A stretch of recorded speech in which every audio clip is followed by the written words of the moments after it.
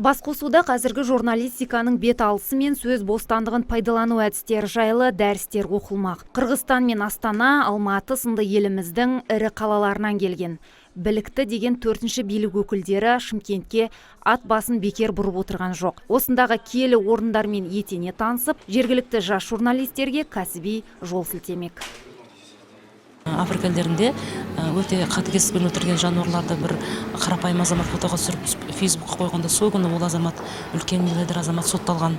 Бұл оның әлеуметтік желілердің қаншалық күшті екендігі. Немесе осы бізде көрші Ресей елінде қарапайым азамат күні бойы жүріп қала көшесіндегі қоқыстарды жиналмаған қоқыстарды суретке түсіріп күнде қойып отырады да, солай анонстар жасап отырып, ол қаланың мэрінің назарына салып, содан бастап сол шағын көшелерді тазалау жұмыстары тұрақты түрде жүргізіле бастаған.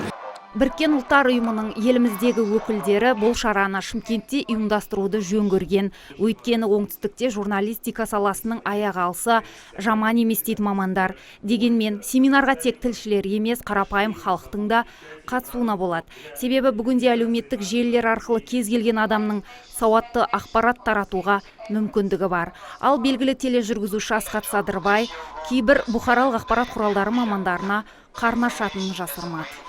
Қарным ашатын нәрселер бар, жасырмаймын. Сенсация қуып, рейтинг қуып кеттік, көп басылымдар, көп интернет порталдар, мақаланың сапасы, мазмұны деген нәрсе ол артта қалып қойды, өкінішке орай.